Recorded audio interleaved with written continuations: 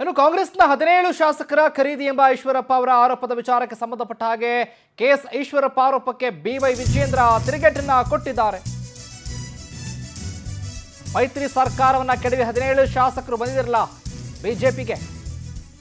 ಈ ವಿಚಾರವಾಗಿ ಕೌಂಟರ್ ಕೊಟ್ಟಿದ್ದಾರೆ. ಈಶ್ವರಪ್ಪ ಹೇಳಿಕೆ ಬಳಿಕ ನಮ್ಮ ಶಾಸಕರು ನನಗೆ ಕರೆ ಮಾಡಿದ್ರು. ಈಶ್ವರಪ್ಪ ಹೇಳಿಕೆಯಿಂದ ಬೇಸರ ಆಗಿದೆ ಅಂತ ಹೇಳಿದ್ದಾರೆ. ಈಶ್ವರಪ್ಪನವರು ಕೂಡ ಆಗ ಗ್ರಾಮೀಣಾಭಿವೃದ್ಧಿ ಸಚಿವರಾಗಿದ್ದರು.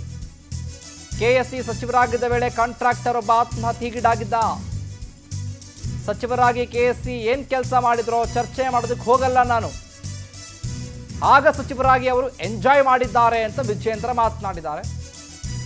ಕೆಎಸ್ ಈಶ್ವರಪ್ಪ ಅವರಿಗೆ ತಿರುಗೇಟನ್ನ ಕೊಟ್ಟಿದ್ದಾರೆ ಬಿಜೆಪಿಯ ರಾಜ್ಯಾಧ್ಯಕ್ಷ ವಿಜೇಂದ್ರ.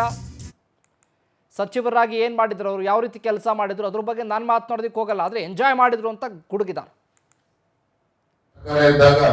ಕಾರಣಾಂತರಗಳಿಂದ 17 ಶಾಸಕರು ಕಾಂಗ್ರೆಸ್ ಪಕ್ಷವು ಸೇರಿದಂತೆ ಮಂತ್ರಿಗಳು ಕೂಡ ರಾಜೀನಾಮೆ ಕೊಟ್ಟು ಬಂದಿದ್ದಾರೆ. 17 ಜನ ಶಾಸಕರು ರಾಜೀನಾಮೆ ಕೊಟ್ಟು ಬಂದರು. ಯಡಿಯೂರಪ್ಪನವರ ನಾಯಕತ್ವದ ಬಗ್ಗೆ ವಿಶ್ವಾಸ ಇಟ್ಟು ಪಕ್ಷವನ್ನು ಸೇರಿಸಿಕೊಂಡ್ರು. ಉಪಚುನಾವಣೆಗಳು ಆಯಿತು.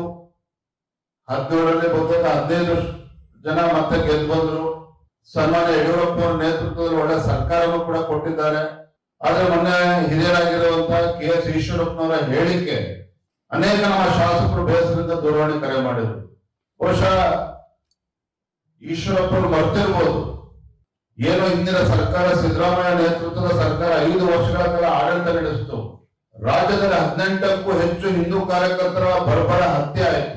ಬಹುಶಃ ಈಶ್ವರಪ್ಪ ಮರ್ತಿರ್ಬೇಕು. ಅವರು ಕೂಡ ಗ್ರಾಮೀಣಾಭಿವೃದ್ಧಿ ಸಚಿವರಾಗಿ ಏನೇನ್ ಕೆಲಸ ಮಾಡೋದನ್ನ ಚರ್ಚೆ ಮಾಡೋದಕ್ಕೆ ಹೋಗಲ್ಲ, ಚಿಕ್ಕವನಾಗ್ತಾನೆ.